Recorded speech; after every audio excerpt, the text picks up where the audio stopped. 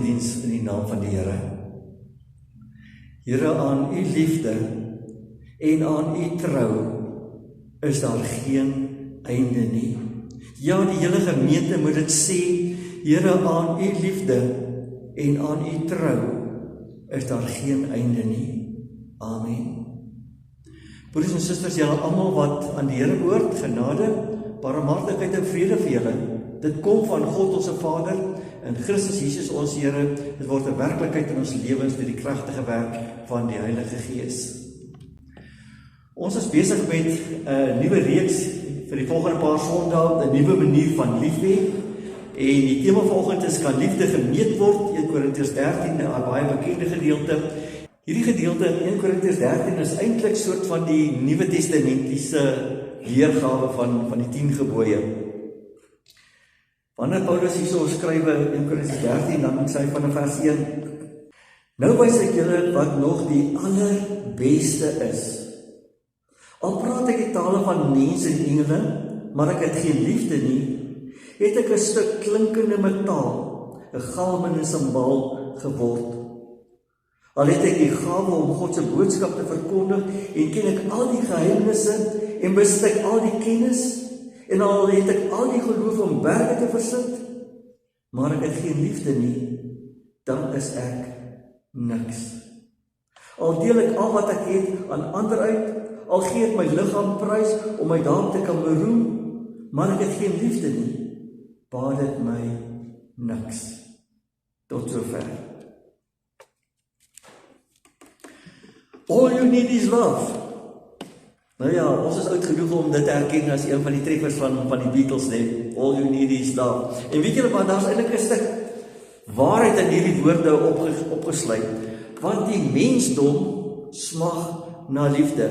Meer dan seker 90% van alle liedjies gaan oor die liefde. Want ons het so 'n behoefte aan liefde. Dit gaan nie net oor die woordliefde nie, maar ons het hier regtig die ware Jakob nodig. Ons moet liefde kan sien en kan hoor en kan voel in ons lewens.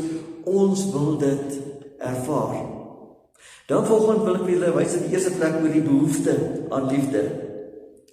Nou liefde is hierdie snaakse woord wat ons almal gebruik, maar wat altyd omskryf kan word nie, want wat is liefde? Liefde is daardie gevoel van wat jy het wanneer iemand regtig waar vir jou omgee. Iemand wat dink dat jy is die moeite werd. Iemand wat jou versorg, iemand wat jou op die hande dra, iemand wat jou beskerm, iemand wat dink jou belange is hoër en groter as sy of haar eie. Iemand wat graag saam met jou wil wees. Iemand wat jou nooit in die steek laat nie. Iemand wat selfs deur die vuur saam met jou sal loop. Dis die soort behoefte wat ons as mense het.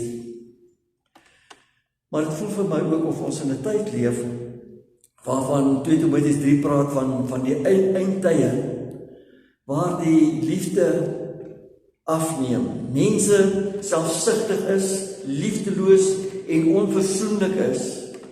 En ons sien dit al meer en meer in die narcisme wat na vore kom, wat geopenbaar word. Mense wat nie lief is vir hulle self en hulle eie belange. Mense wat ander mense misbruik en boelie om hulle eie minderwaardigheid 'n hupstoot te gee en in die waan dat hulle iets en iemand is, terwyl hulle nie regtig lief is vir ander mense nie, behalwe hulle self. En so te loop as jy wonder waar die woord narcisme vandaan kom. Dit is afgelei vanuit die Griekse mitologie. Van Narcissus was 'n buitengewoon mooi jong man wat bekend was vir sy selfgesentreerdheid. Hy het almal wat op hom verlief geraak het hy verwerp, en as straf het die gode hom laat verlief raak op sy eie weerspieëling in 'n waterpoel. En hy is uiteindelik van verlange en selfverheftheid is hy dood. Dis waar narcisme vandaan kom. Ons het hierdie behoefte om liefgehê te wees. Iemand wat ons waarlik lief het. Maar die tweede punt is, kan 'n mens liefde weer meet? Hoe onderskei 'n mens op die ou ende tussen ware liefde of wanneer iemand jou emosioneel op sleeptou neem, soos wat 'n narcis doen? Kan liefde ooit regtig gemeet word? Want vir die meeste van ons is liefde maar 'n bepaalde emosie en gevoel. Maar die probleem met emosies en gevoelens is, dit is geweldig wisselend. Dit wissel na gelang van omstandighede, dit wissel na gelang van jou reaksie, en dit wissel ook na gelang van jou eie gemoedstoestand. So, emosie is nie eintlik 'n goeie maatstaf vir die liefde nie. Mens kan eintlik nie liefde regtig waar meet nie. Jy kan nie net die effek daarvan meet. Jy kan nie net die effek van emosies meet. Byvoorbeeld, hoe meet jy 'n woede-uitbarsting? Jy kan nie die effek daarvan meet op die skaal van 1 tot 100 of bokant 100. Hoe groot was daai woede-uitbarsting? Maar jy kan nie die emosie self eintlik meet nie. So, liefde word eintlik ook maar net gemeet aan die motief van die persoon wat bewys die effek daarvan op ander mense, hoe mense dit beleef. En dit word op die ouend gemeet aan byvoorbeeld die tyd wat mense bereid is om saam met jou te bestee. Konsekwente versorging en respek, opoffering te wille van jou om net by jou te wees. Nou in die Grieks is daar 4 verskillende woorde wat die liefde beskryf. Die eerste woord is eros, wat praat van die seksuele liefde. Julle ken die woord erotika, dis waarvan dit afgelei word. Dis 'n woord wat nie in die Nuwe Testament gebruik word nie. En dan is daar 'n woord sorgai, wat vriendelike toegeneemdheid is. Dit word in die Nuwe Testament gebruik vir die warm toegeneemdheid wat tussen gelowiges bestaan, en dit word in 'n saamgestelde vorm gebruik met die derde woord philos, wat familieliefde beteken. As mens dit saam met die woord adelphos gebruik, adelphos wat beteken broer, as jy dit kombineer, dan beteken dit broederliefde, is waar die stadsnaam Philadelphia byvoorbeeld vandaan kom, broederliefde vir die broer, philos vir liefde en Delphia vir broer. Maar die woord waarmee ons werk hierso, veral in 1 Korintiërs 13, is die woord agape. Dit is hierdie selfopofferende liefde, en dit kom meer as 100 keer in die Nuwe Testament voor. Dit beskryf God se liefde vir ons. Dit is 'n liefde wat homself opoffer ter wille van iemand anderster, en nie vra wat kry ek in ruil daarvoor nie. En dit is die woord wat Paulus dan hier in 1 Korintiërs 13 gebruik. En daarom in die derde plek is dit, wanneer hy hierdie woord gebruik, agape, dan is hierdie die grootste liefde waarvan daar gepraat kan word. Agape, hierdie liefde, goddelike liefde, is die grootste liefde. Nou kom Paulus en hy skryf in 1 Korintiërs 13, en hy vergelyk hierdie soort liefde met byvoorbeeld 'n mens se taalvaardigheid. Hy sê, as ek enige taal op aarde of selfs in die hemel kon praat, sonder liefde is ek nutteloos, sê vers 1. Hy sê, dit maak nie saak hoeveel tale jy kan praat, of hoe welsprekend jy is om jou boodskap oor te dra nie, sonder liefde beteken al jou welsprekendheid net mooi niks. En hierdie punt sou baie sterk by die lesers van die Korinthebrief tuis gekom het, want die groot filosofe van Athene het hulle luisteraars betower deur hulle welsprekendheid en hulle redenasie vermoë. Kom ons veronderstel 'n bietjie dat jy die mees begaafde spreker in die wêreld is, en dat jy 20 tale magtig is. En jy is so welsprekend dat wanneer jy jou mond oopmaak, dan gaan staan die wêreld eintlik stil om na jou te luister. En jy het nie miljoene nie, jy het 3 miljoene navolgers op jou podcast en op jou blogs.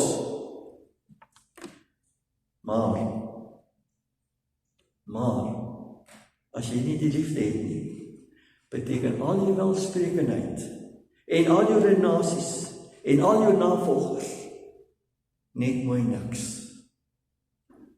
En dan moet julle weet, as hy Paulus hier verwys na die klinkende simbale, in daai tyd het die heidense godsdienste in antieke Griekeland harde klinkende simbale gebruik om die aandag van hulle gode te trek. Luister na my. En wat hy dus hierso sê, as jy sonder liefde praat, is jy eintlik niks beter as die heidene wat nie eers die Here ken nie. Maar hy praat ook in vers 2 as hy sê, die liefde is selfs groter as geestelike gawes. Profesie verwys na die vermoë om God se waarheid op 'n kragtige en lewensveranderende manier te kan oordra. Kennis behels 'n diep begrip en insig in die woord van God. Geloof is 'n unieke vermoë om God vir groot dinge te vertrou. En hierdie gawes is alles gawes wat van die Heilige Gees kom. En dan sê Paulus, al het jy al hierdie gawes, as jy nie die liefde, hierdie agape, hierdie goddelike liefde het nie, dan beteken jy niks. Al sou mense jou dus beskou as hierdie groot Christen, al sou mense dalk dink dat jy 'n superheilige is met hierdie besondere gawes en magte dat jy selfs berge kan versit, en jy kom die liefde kort, so jy 'n ronde nul wees. En dan sê hy in die 3de vers, hy sê, die liefde is ook groter as persoonlike opoffering. Hy sê, al gee ek alles wat ek besit vir arme mense en word as martelaar vir die Here verbrand, maar ek het nie lief nie, help dit alles niks. Boodskapvertaling. Hy sê, al sou jy die grootste filantroop in die wêreld wees, wie se voet op die voorblad van Times Magazine verskyn. Al sou jy miljoene rande vir armes en vir dienstelike organisasies gee, as jy nie die liefde het nie, beteken dit alles niks. Die liefde is selfs groter as om vir Jesus doodgemartel te word. Hoor julle dit? Die liefde is selfs groter as om vir Jesus doodgemartel te word. Ek lees onlangs 'n stukkie van 'n illustrasie wat deur pastoor Leith Anderson geskryf is, om hierdie punt oor te dra van hoe groot die liefde regtig is. Hy sê, maak die volgende sommetjies. Okay, so die van julle wat nou met gesukkel het op skool met wiskunde kan hierdie gedeeltjie maar agterlaat. Maar wat kry jy as jy 10 maal 15? 10 met 15 vermenigvuldig. Okay, 150. Kom ons neem 'n baie groot getal. Veronderstel jy vermenigvuldig 1 miljoen met 1000. Dan kry jy 1 miljard. Wat kry jy as jy 1 miljard met 0 vermenigvuldig? 0. Wat 'n getal kom bo 'n miljard? 'n triljoen. Wat kom bo meer as 'n triljoen? 'n kwadriljoen. 'n kwadriljoen. En hier sal die groei met daar nog 'n getal bo dit. En dit is 'n kwintiljoen. Dis 'n een wat gevolg word deur 18 nulle. Dit is 'n kwintiljoen. Dis 'n enorme groot getal. Ek bedoel, jy moet 18 nulle skryf. Kom ons vermenigvuldig 100 kwintilmiljoen. So dis is 18 plus nog 2 nulle, 20 nulle. Kom ons vermenigvuldig daardie massiewe getal met 0. Wat is die antwoord? Nog steeds 'n ronde 0. Maak nie saak hoe groot die getal is, jy kan die grootste getal in die wêreld vat. As jy met 0 maal, kry jy nog steeds 0. Dis wat hy sê. Hy sê, jy kan al die duisende dinge in die lewe hê, as jy nie die liefde het nie, terug na 0. God sê, die lewe sonder ware goddelike liefde is 0.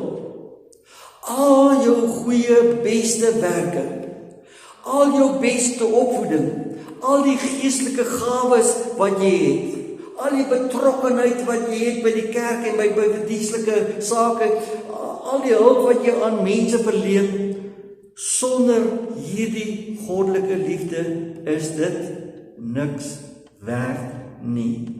Jy kan hoe slim wees, jy kan hoe mooi wees, jy kan hoe sterk wees, hoe ryk, hoe geleerd, hoeveel tale, hoe beroemd. Maar sonder die liefde is jy nog steeds waardeloos.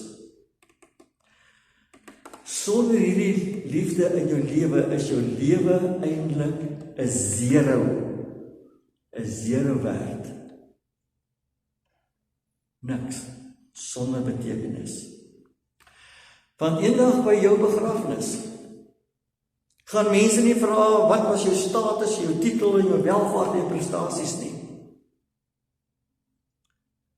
Hulle gaan vra, hoe het jou liefde sigbaar geword vir ander mense?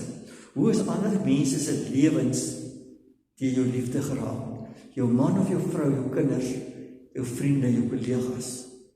Dis waaroor gaan praat op jou begrafnis. En vir narciste wil ek vanoggend sê, jy's niks werd. Jy beteken net mooi niks vir enige persoon behalwe vir jouself nie. Jou bestaan is nutteloos. Jy het geen nalatenskap en by jou begrafnis gaan 'n groot stuk verligting wees dat jy dood is. Dis hoeveel jou lewe werd is as narcis. Maar dit bring ons by die 4de punt. En dis die eintlike punt hierso. 'n Nuwe manier om lief te hê. Jesus kom in Johannes 15 en hy sê, hy kom en hy gee vir ons as sy disippels, as kinders van God, as lidmate van die kerk. Hy sê, hy kom en hy gee vir ons 'n nuwe manier van lief hê. Julle moet mekaar lief hê soos hy. Dis die maatstaf van die liefde. Die 10 gebooie was daar om mense, om die Ou Testament mense groot te maak om te sê, so gaan die liefde, so gaan die gehoorsaamheid, die liefde vir God lyk, wanneer jy dit toepas onder mense rondom jou. Daarom sê Jesus in Johannes 15 vers 12 en 13, hy sê, dit is my opdrag. Julle moet mekaar lief hê, soos ek julle lief het. Niemand het groter liefde as dit nie, dat hy sy lewe vir sy vriende aflê.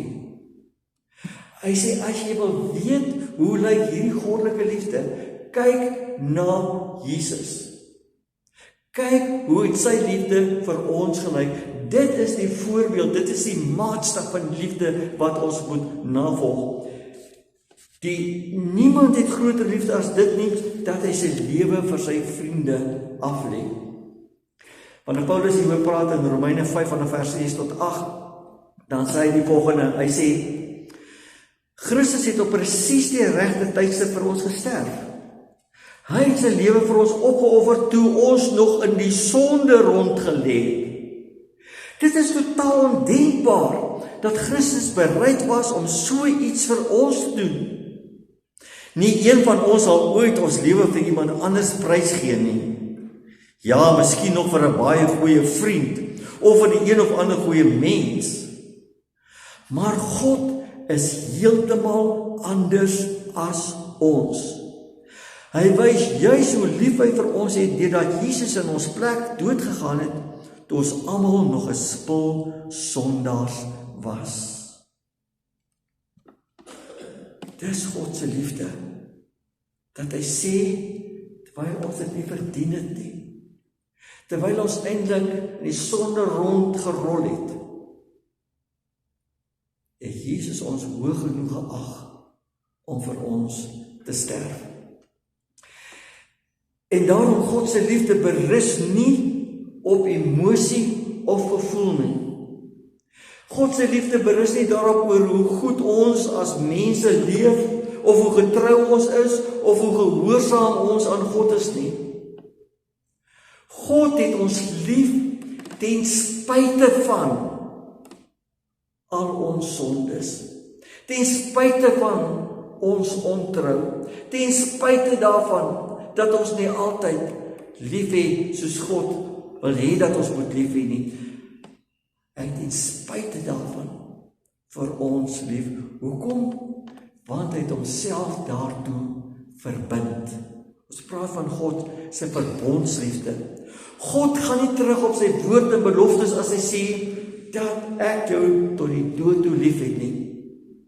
Hier in Jeremia 31 vers 3 praat God oor sy volk as hy sê, ja, ek het jou lief gehad met 'n ewige liefde. 'n Liefde wat geen einde het nie. So lief het ek jou met 'n ewige liefde. En weet julle wat implikasies het dit? Dit beteken niks wat jy as God se kind kan doen of sê sal maak dat God jou minder lief het nie. Kom ek sê dit weer vir jou. Niks wat jy as kind van God kan doen of sê sal maak dat God jou minder lief het nie. Selfs al is jy opstandig by tye, selfs het jy soos die verlore seun al jou rug op God gedraai, weg van die vaderhuis geloop en tussen die varke beland, dan gaan 'n Vader wees wat nog steeds vir jou bly wag dat jy terugkeer. En wanneer jy terugkom, gaan hierdie Vader sy arms om jou gooi, al stink jy soos die varke waarvandaan jy kom. Want dis God se liefde vir my en jou, vir ewig. Daar is geen einde aan sy liefde nie. En daarom die bekende gedeelte in Romeine 8 vanaf vers 35 en vers 39 wat sê, wat kan ons nou skei van die liefde van Christus se liefde vir ons? Swaar kry, probleme, vervolging, hongerpyne, tekort aan klere, gevare of selfs geweld? Nie een van hierdie dinge nie. Nie eens die grootste probleme waarvan in die Bybel gepraat word, kan ons ooit van Christus skei nie. Letterlik niks in hierdie skepping kan ons ooit van God se liefde skei nie.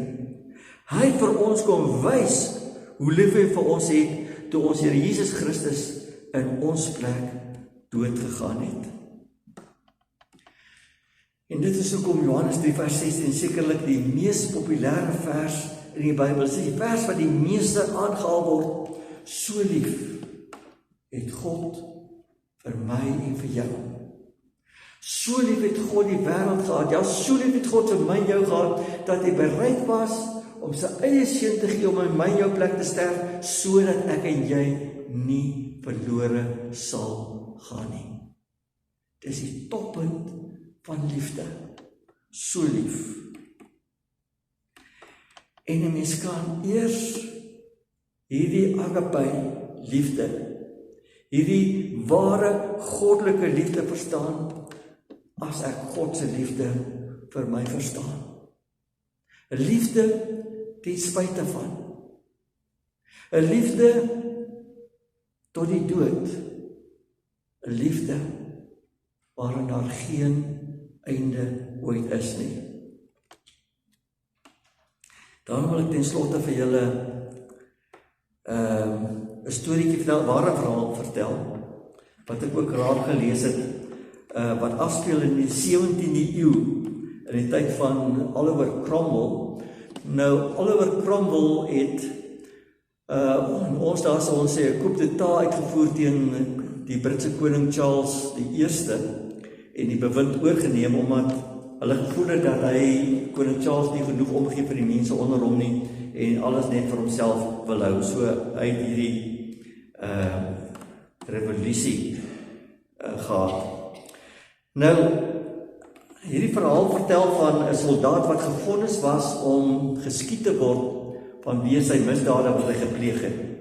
En die regstelling sou plaasvind by die lui van die aandklok. In daardie tyd was het elke dorpie omtrent 'n kloktoring gehad, normaalweg die kerktoringklok, wat die tyd aangedui het. En dan met aand is die aandklok gelui. En wanneer die aandklok dan daardie aand sou lui, sou hierdie man tereggestel word en geskiet word. Maar op die vasgestelde uur het hierdie klok nie gelui nie. En almal het gewonder, wat gaan aan?